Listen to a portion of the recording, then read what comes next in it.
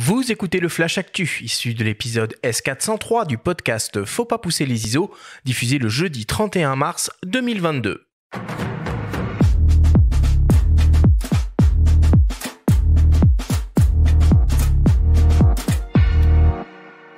Cette semaine, dans le Flash Actu, Samyang annonce la deuxième version de son 35 mm f1.4. La Laowa lance un 20 mm à décentrement et les rencontres d'Arles 2022 se dévoilent. Le Flash Actu vous est présenté par Fox.fr, le site des spécialistes de l'image. Samyang lance la version 2 de son 35 mm ultra lumineux f1.4 conçu pour couvrir le format 24-36 mm et proposé en monture Sony E. On retrouve une formule optique composée de 11 éléments répartis en 9 groupes avec 2 lentilles asphériques. Le constructeur annonce une qualité d'image exceptionnelle à toutes les ouvertures et dans toutes les zones de l'image. L'autofocus est assuré par une motorisation STM pas à pas linéaire optimisée pour des prises de vue photo et vidéo. L'objectif est protégé contre les intempéries et intègre un commutateur personnalisable. Il mesure 11,5 cm de long et pèse 719 grammes. Le Samyang AF 35 mm f1.4 FE2 sera disponible mi-avril et est proposé au prix de 799 €. On retrouve de nouveau le constructeur Venus Optics et la marque Laowa. Après l'annonce de l'Argus 25 mm f0.95 micro 4/3 la semaine dernière, aujourd'hui on découvre un ultra grand angle 20 mm f4 0D, donc annoncé sans distorsion et qui a la particularité d'offrir la possibilité de réaliser des décentrements avec un décalage de plus ou moins 11 mm pour corriger les verticales dans les images d'architecture par exemple. L'objectif est composé de 16 lentilles réparties en 11 groupes avec 2 éléments asphériques et 3 verres ED. Il dispose d'un grand cercle de couverture de 6,5 cm de diamètre. Il exploite un diaphragme à 14 lamelles et offre un rapport de grossissement maximal de 0,17 fois avec une distance minimale de mise au point de 25 cm. L'objectif est décliné dans de nombreuses montures Canon EF, RF, Nikon F, Nikon Z, Sony E, Pentax K, L-mount et Fujifilm G. Il est proposé au prix de 1099 $. Et pour finir, la prochaine édition des Rencontres d'Arles se déroulera à partir du 4 juillet prochain et jusqu'à la fin du mois de septembre sur le thème « Visible ou invisible, un été révélé ». Cette année, ce sont pas moins de 55 expositions qui seront proposées au public avec une mise en lumière spécifique des femmes photographes. La programmation s'articule sur 5 thématiques performées, avec par exemple une exposition de Babette Manglotte, lauréate du prix Women in Motion 2022 intitulée « Capturer des mouvements dans l'espace », expérimenté, avec par exemple une exposition de Noémie Goudal intitulée Phoenix, émergé, avec par exemple les lauréats du prix découverte Louis Roederer 2022, explorer et témoigner, avec une exposition de Bruno Serralongue intitulée Les Gardiens de l'eau, et enfin revisiter, avec par exemple une exposition de Lee Miller.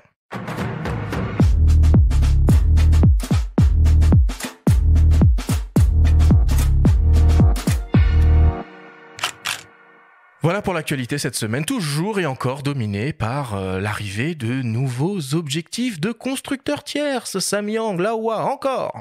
Ouais, puis surtout Venus Optics, c'est ça, il n'y a pas une semaine où il n'y a pas une optique Venus Optics qui parle. Ouais. Et ces fameuses optiques 0D d'ailleurs, vous en testez à DxOMark, des optiques Laowa? Alors on n'a jamais testé d'optique 0D, ni de Laowa d'ailleurs, ce qui pourrait changer dans les mois qui viennent. Par contre, dans notre protocole de test, le décentrement va pas être quelque chose qu'on peut vraiment mettre en valeur énormément. On va plus tester les qualités vraiment intrinsèques optiques, les défauts optiques.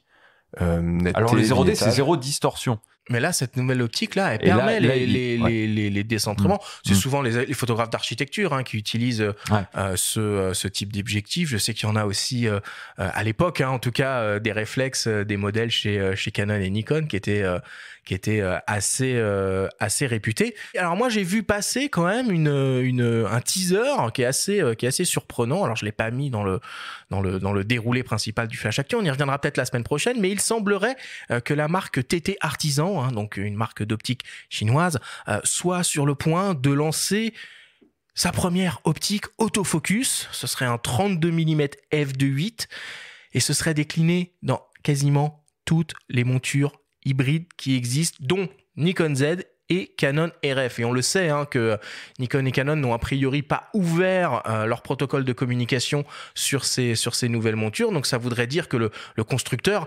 a conçu ça par rétro-engineering. Bruno.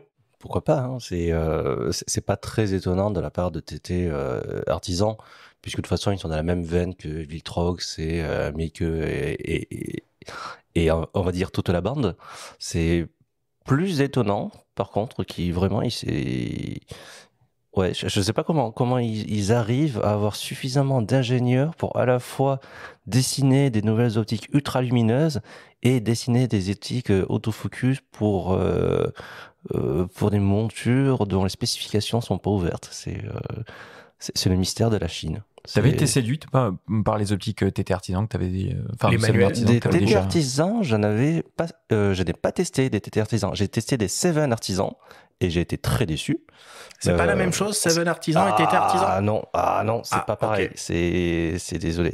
Ils voulaient s'appeler tous les deux Artisans, c'était déjà pris. Donc du coup, toi ce sera TT, moi ce sera Seven. D'accord. Je sais pas comment ils se sont débrouillés, mais les TT Artisans en meilleure réputation. J'avais manipulé, alors j'ai pas testé, mais manipulé leur 50 095 monture M.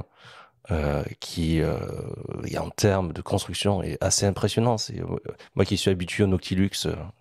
Désolé de dire ça, mais j'ai pas mal utilisé le Noctilux, ouais, je sais, 50 mm 0,95 de Leica.